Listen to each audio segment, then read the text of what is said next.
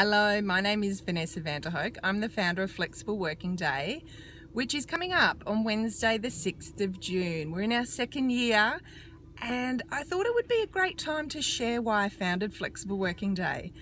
Last year, like I said, was our first year. We reached 1 million people on the day through the discussion on social media, which was further validation, I suppose, of the necessity to have a platform to really raise the discussion about and celebrate why flexible working works and how it can work for you and your organisation. So in 2015, a couple of years ago, I had, when you have those moments, maybe you haven't had it yet, where it's almost like all the stars align in your career. And it was a point in time where it was almost like all the other bits and pieces that had happened in my career to date of almost 20 years made sense. And I was doing some work with a client around flexible work, the gorgeous Emily Fisher, helping her activate and run a pilot around the if not why not strategy with the Department of Foreign Affairs and Trade. And through that work and other client work, I suppose the same couple of themes kept bubbling up. And the first was, there are so many myths around flexible work. I can't afford it, it's hard on the team, I feel guilty, it's only for mothers, people in senior roles can't work flexibly, men can't work flexibly, the list goes on. And I kept hearing the same things. Secondly, for me, it was the narrative around flexible work wasn't clear. And I saw it just last week when I was speaking with some executives.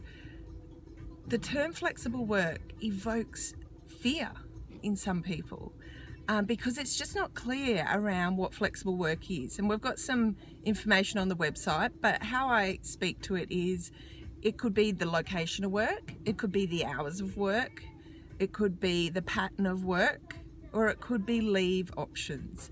And so by breaking it down really clearly, which we've got some, like I said, resources on the website to help you, I saw that shift in people going, okay, it's not as scary as we think. And so that leads me to the third point of the transformation that I saw in people. Seeing people who had sacrificed things that were important in their life because they didn't feel like they could ask for flexibility, access flexibility, and they'd missed out. And a couple of people come to mind, a gentleman who had been working 20 plus years.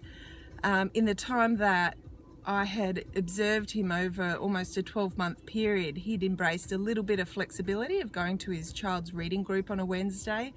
And the joy, it was evident.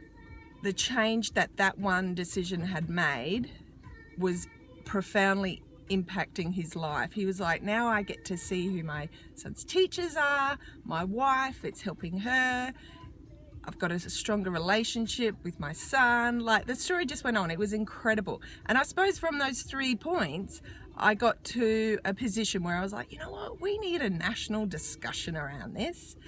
And let's do it. Let's make a platform which enables people to share their story so we can celebrate and showcase how flexibility can work. So that's a story. This year we're going a little bit global. We've got some amazing ambassadors from around the world and we've got some great plans for next year. So jump on board the website, www.flexibleworkingday. Get your resources, find out how to follow us on all our social media channels are there. And if you're interested, sign up and we will keep you informed. Look forward to the discussion on the 6th of June. Bye.